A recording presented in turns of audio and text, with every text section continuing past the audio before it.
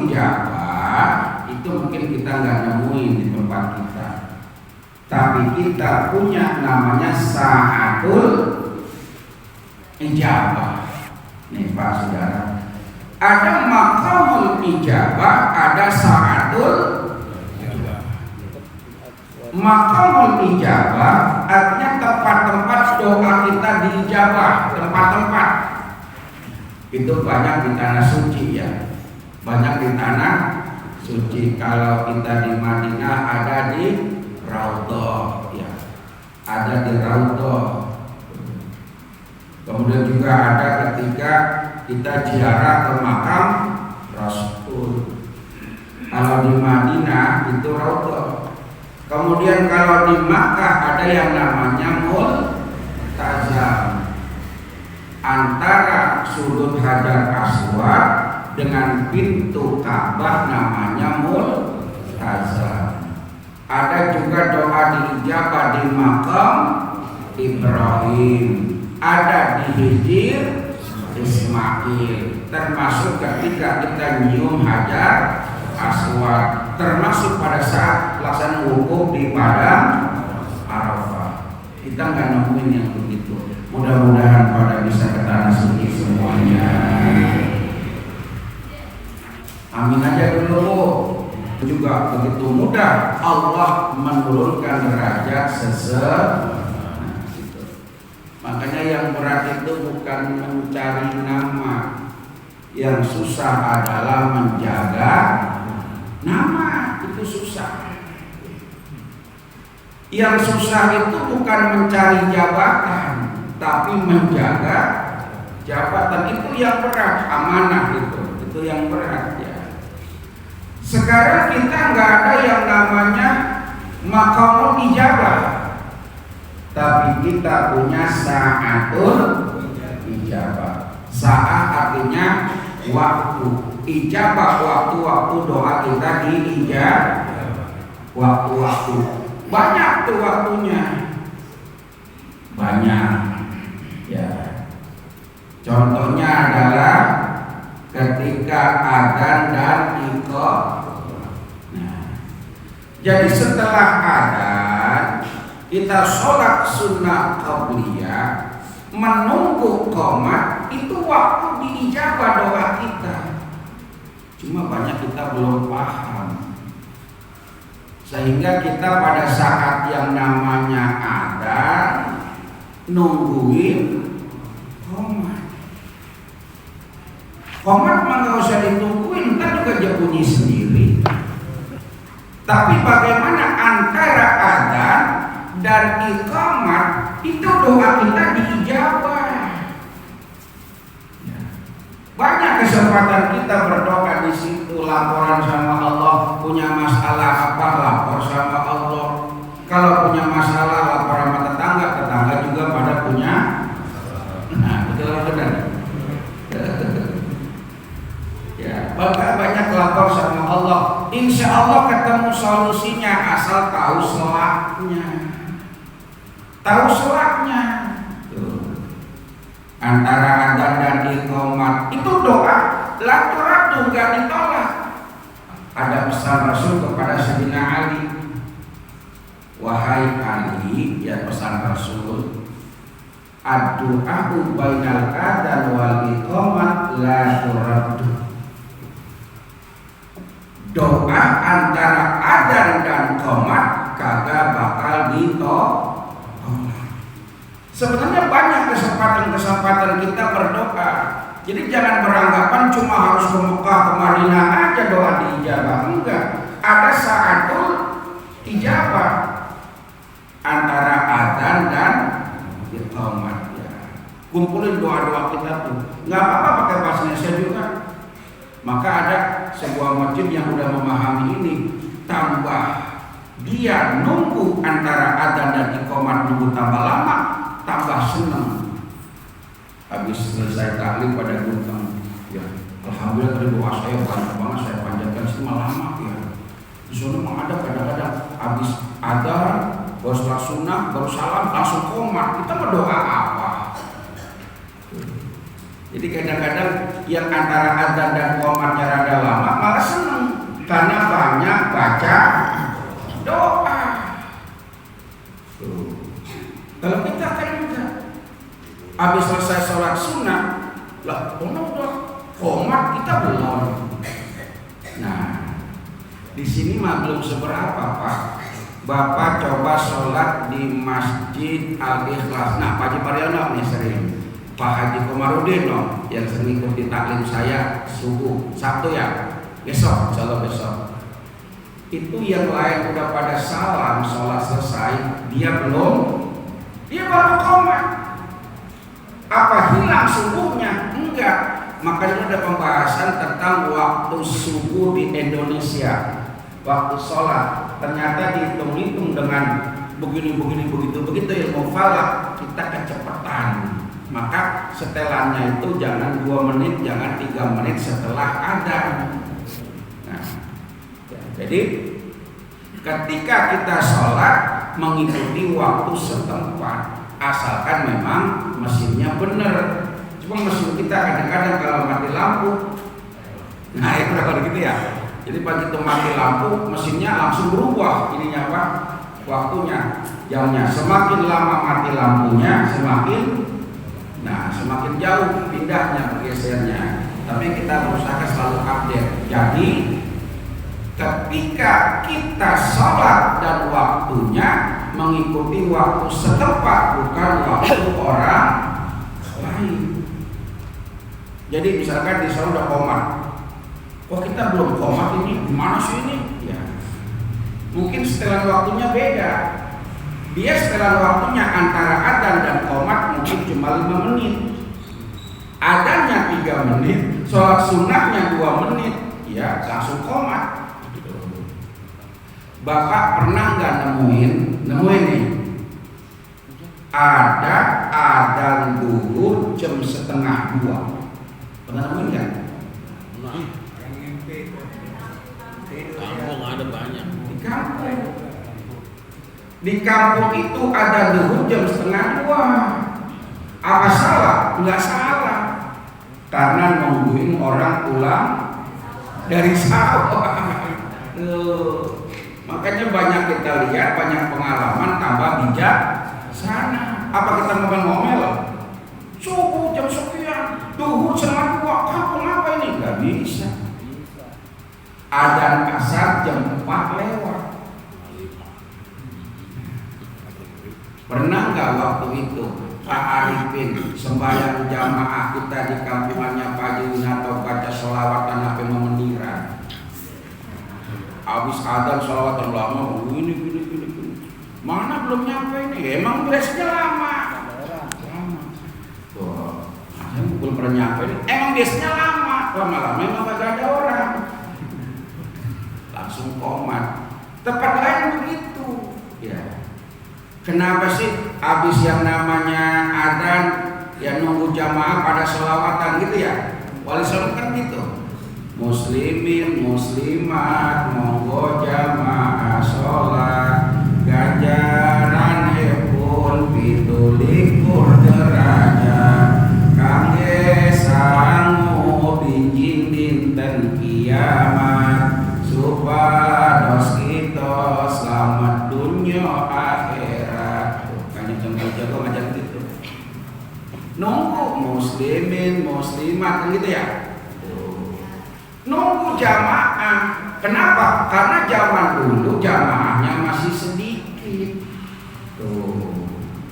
Orang punya kesibukan maka ditunggu dengan sholat rada lama. Kemudian kita ngomong zaman Nabi kagak begitu, gitu kan ngomongnya ya. Zaman Nabi nggak ada sholawatan habis adzan ya, nggak ada gini-gitu. Ya zaman Nabi 1 jam sebelum datang duhur udah pada ngumpul. Sahabat sebelum adzan udah pada ngumpul. Kayak kita mau sholat jamaah di Masjid Nabawi, di Masjidil Haram, kira-kira datangnya setelah adzan apa sebelum adzan? Nah, sekarang kesibukan udah beda. Jadi hukum fikih elastis. Kalau ini dipelajari orang bijaksana, nggak dikit-dikit. Zaman Nabi nggak begitu.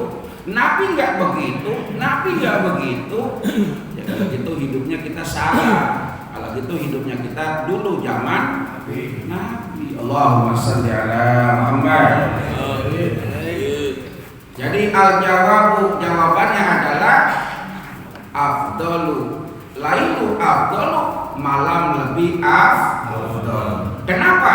Nih alasannya nih. Li'annahu, karena sesungguhnya khuliqa minal jannati, karena sesungguhnya malam itu khuliqa diciptakan minal jannati dari surga, wan naharu minan nari, dan siang itu dari neraka an-nar.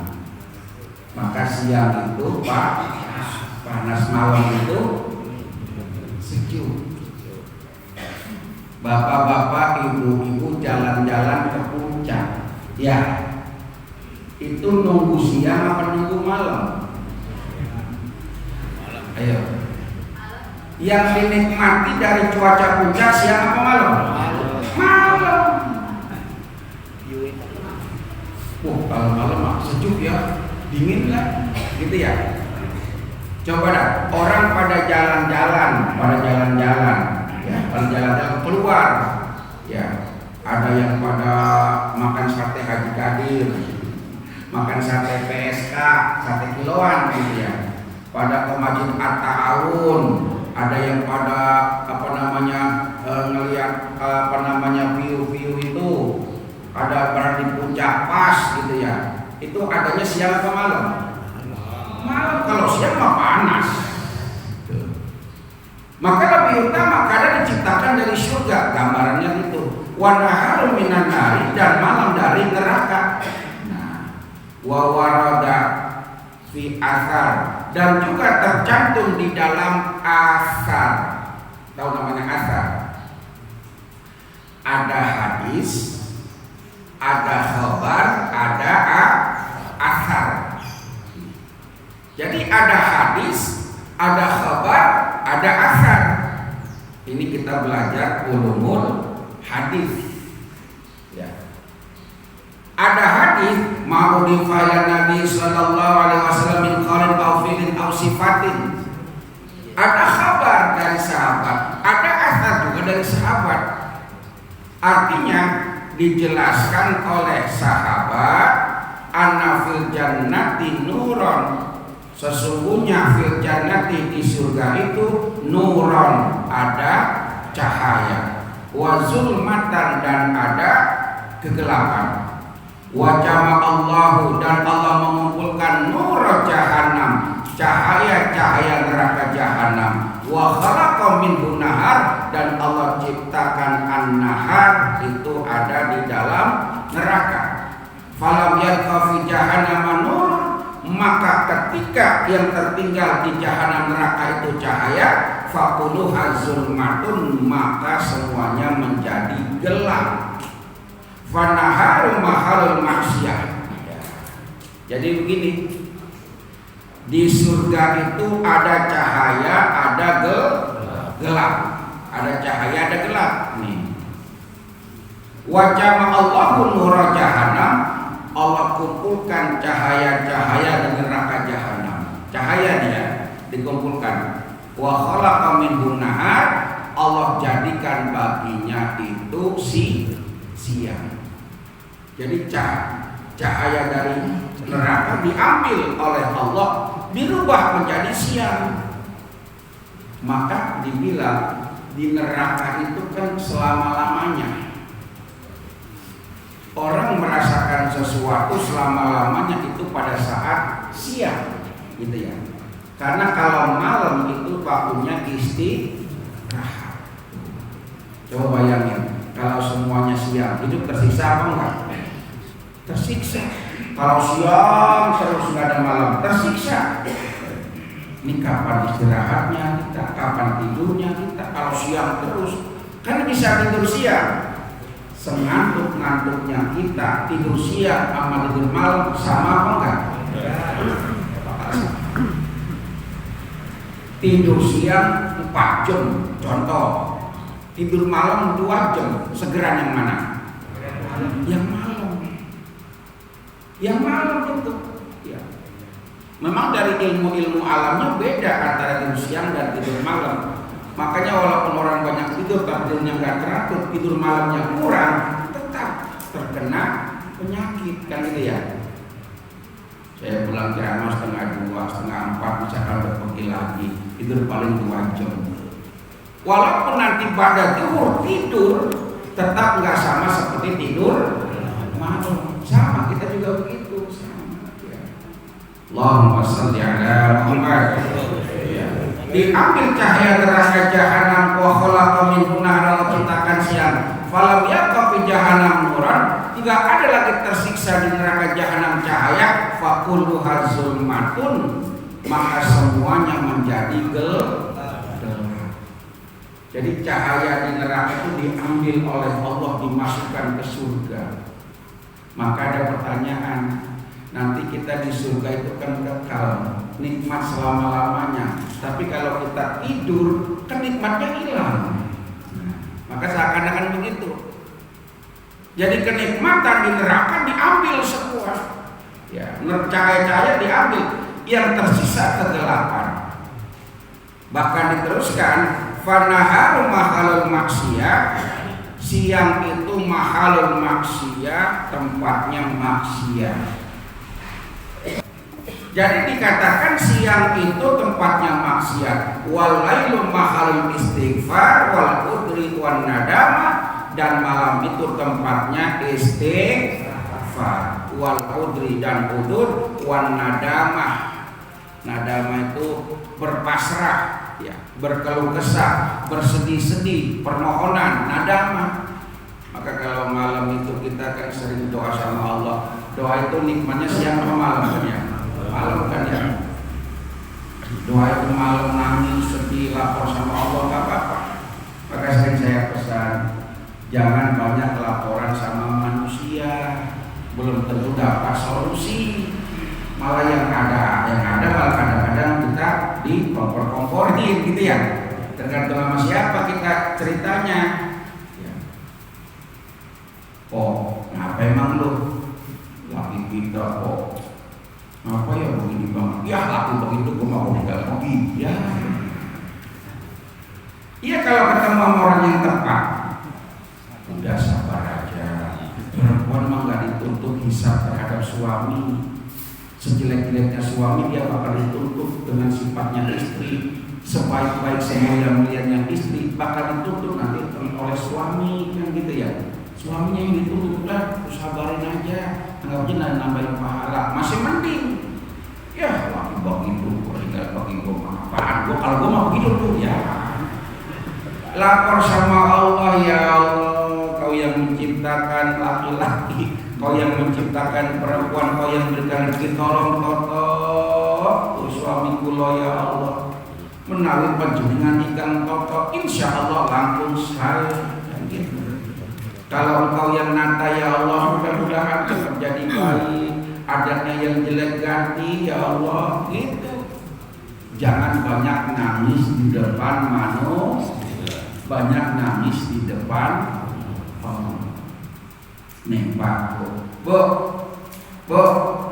ibu banyak nangis depan manusia apa depan Allah? Suami. Nangis, marah-marah ditempelin cepean, baik. Nangis dikasih cepean, baik. Jadi jangan banyak nangis depan manusia.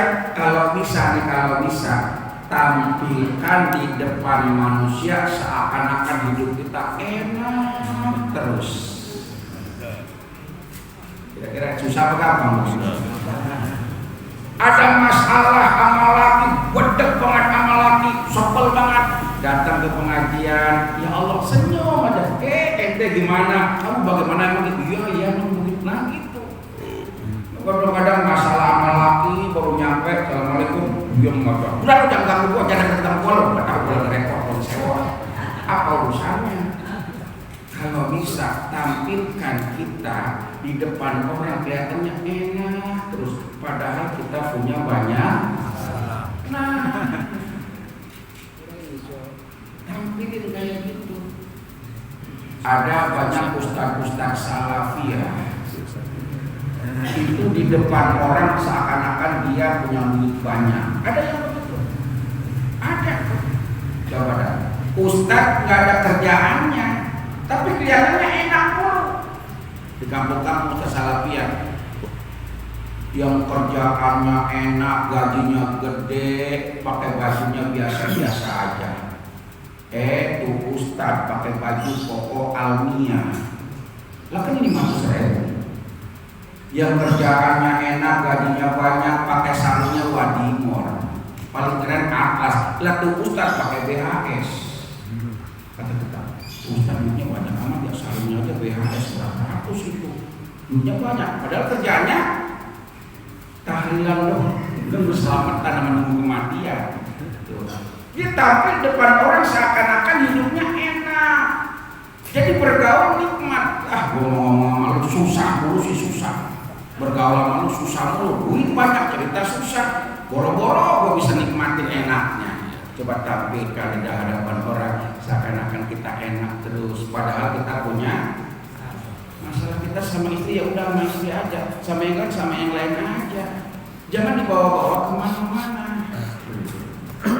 Jadi kayak gitu. Seakan-akan kita punya uang banyak, padahal cuma segitu-gitunya. Tapi pengen nyenengin orang. Ya pesan guru saya begitu dulu Jawa Timur. Makanya dulu waktu masih ngajar, ini cerita asli. Saya punya duit di dompet cuma ceban. Ceban tahu ceban ya? 10.000. Pas itu istirahat ngajar di pesantren istirahat. Ayo nih, coba beliin apa namanya es temulawak. Tahu es temulawak ya? Itu kan temulawak di botol dia. Temulawak. Beli es temulawak, beli 5. Loh, duit dari dompet, tapi dompetnya kita sembunyiin. Diambil cebanan. Beli 5, kita minum tuh 5 botol rame-rame tuh ya buat guru-guru. Apa kata yang lain? Sekarang minumnya banyak banget ya dia ya. Terakhir kita minum banyak. Padahal segoceng-gocengnya tuh sisa. Tapi tampil di hadapan orang, bukannya sombong maksudnya bukan, pengen nyenengin orang. Tapi omongan orang, si anu duitnya banyak banget ya, si anu duitnya banyak banget, kita amini berkahnya ada sama kita, amin. Jadi kalau dipuji orang, jangan enak ya, lu enak banget, lu enak banget, amin. Mudah-mudahan jadi kenyataan, amin. Jangan ribut susah mulu. Gua mau begini mulu begini. Lu mah susah mulu, susah, lu mah susah. Itu benar-benar susah. Loh kenapa? Nih contoh. Ada lebah, tahu lebah? Apa tawon? Tawon, kubang. Ada lalat. Apa lalat? Laler nih. Laler nemploknya di sampah. Ya kan ya? Lebah, kumbang nemploknya di madu, di bunga, ya, di bunga. Laler nemplok di sampah, kenapa? Pikirannya sampah terus, maka langsung nemplok di sampah. Lebah, tawon ataupun kumbang, manis, di bunga, madu jadinya kan gitu ya. Nah sekarang dirubah. Lalat atau laler kita taruh di taman bunga. Nih, kita taruh di taman bunga. Kemudian kumbang lebah kita taruh di tempat sampah. Kira-kira dia pada balik lagi apa enggak? Balik lagi apa enggak? Balik.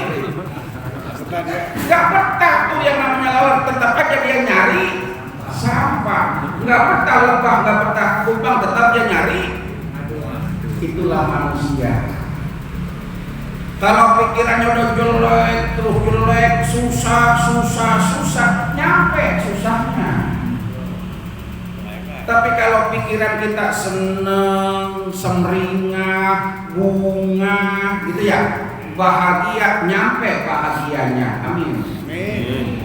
Jadi tergantung hati kita, gitu, tergantung hati kita. Tapi nggak gampang, tetap nggak gampang. Ini kadang-kadang udah kasih nikmat aja masih susah aja. Enak amat lu. Kemarin gue dengar pada dapat warisan sekarang 50 juta. Enak apaan langsung habis, anak gua pada kuliah udah bayar gitu habis. Ya kan bersyukur, coba gak ada 50 juta maka bayarnya nyarinya susah. 50 juta aja dibilang enak apa? Nah coba, ya Allah, kemarin kayaknya ada tamu, kayaknya ngamplopin. Ya Allah, alhamdulillah, emang ya Allah, emang kita punya duit, itu ada tamu ngamplopin itu 200.000, kita senang banget, senang. Ini sekarang kita beli nasi uduknya bareng-bareng makan yuk. Kira-kira doa bukan itu? Cuma jarang. Kita tuh udah enak aja ngomongnya, enak apa? Nenek-nenek disantunin, 200.000. Ya, dari tahun jebol, Al-Fatihah nyamperin segini-gini doang. Ya Allah, dibagi ngomong begitu. Kalau ngomong begitu seumur hidup tuh nenek-nenek kagak bakal cakep. Ya Bu ya, disyukurin alhamdulillah. Jadi bagaimana nyenengin orang lain ngomong yang bagus, omongan itu adalah Oke, saya ingat omongan almarhum dulu Ustaz Mahmud ya. Pak Jaya dibilang, ya Allah, Ustaz Saroni mah biar rezekinya banyak, duitnya nggak putus-putus kayak isu. Bener tuh, saya nggak ada yang putus. Ya, kelihatannya enak, padahal mah ya Allah, kata bini saya, enak banget rumah tuh, ulang tahun aja nggak selesai, ulang tahun mulu bini saya. Orang temennya banyak. Dan tingkat kecamatan hormat ulang tahun, tingkat kota ulang tahun, temennya haji ulang tahun, temennya sedekah kemarin Jumat Barokah, ulang tahun di Puncak, ulang tahun. Tapi senang nyenengin orang lain. Apa boleh dia? Kagak, temennya pada patungan, cakep dah saya bilang kalau pada patungan mah. Enak banget ya. Ada yang mau bilang enak banget lah rumah begini. Kata bini saya, enak apaan ente kagak tahu. Kita udah tidur dia masih di mana-mana. Kita udah 6 kali ngiler dia belum pulang. Kita udah ngompol dia baru nyampe. Pagi-pagi lah kita belum bangun dia udah pergi lagi. Kata diri saya, lah orang yang nggak ketemu berkatnya doang banyak itu di meja. Jadi kan kebahagiaan tergantung siapa yang merasakan, betul. Jadi siapapun kita, jadilah orang bahagia dengan mensyukuri apa yang Allah berikan dan membagikan kenikmatan itu kepada orang. Wallahu a'lam.